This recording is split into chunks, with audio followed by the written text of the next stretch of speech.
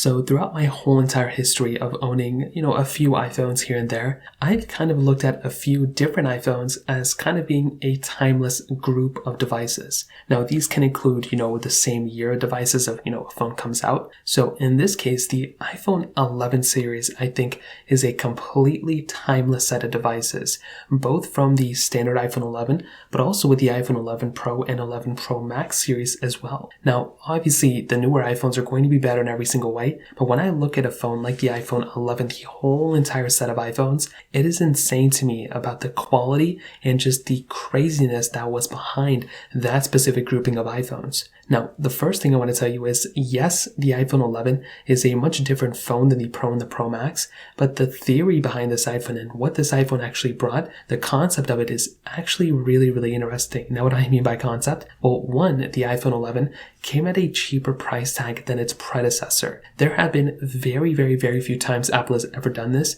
and I can't really think of a situation where Apple's done this before. It's usually been the opposite. So for Apple to actually decrease the price, of their starting iPhone was actually really impressive, and I loved that so much. Now, on top of that, the improvements they made was actually insane. The iPhone XR to the iPhone 11 was a bigger jump than the iPhone, 13 to the iPhone 14, but also I think it was a bigger jump maybe than the iPhone, 12 to the iPhone 13, who knows? So I think that was another big thing, and for it being a cheaper phone was honestly another really crazy thing here too. Now, on top of that, another really big thing here with the Pro and the Pro Max is actually with the build quality differences. The change in the body, for the front display, it wasn't crazy. I think the display got brighter or something like that. But for the rest of the body, for one, this was the first time we got a frosted glass back on the iPhone 11. That was for the Pro and the Pro Max. That was a really big deal in my opinion. Since then, the Pro models have always had that frosted glass back, and that was a really cool thing Apple did there. That in and of itself, in my opinion, is one of the best reasons of why the 11s in general, the whole entire series,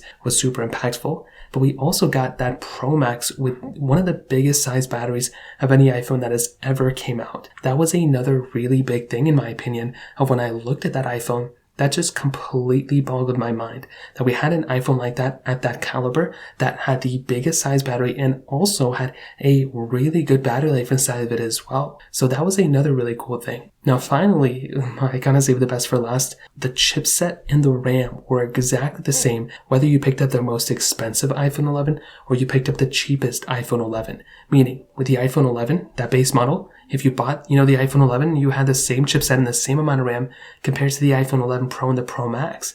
That is completely different than what we have right now. So that was another really big deal in my opinion with these series as well. So those were kind of some reasons why I think the iPhone 11 series in general is timeless. If you have any other thoughts or questions, let me know in the comment section below. Hit the like button, that would mean so much, but definitely hit that subscribe button. More importantly than everything else, I love every single one of you guys. Hopefully I'll catch you guys in the next video. Peace out till then.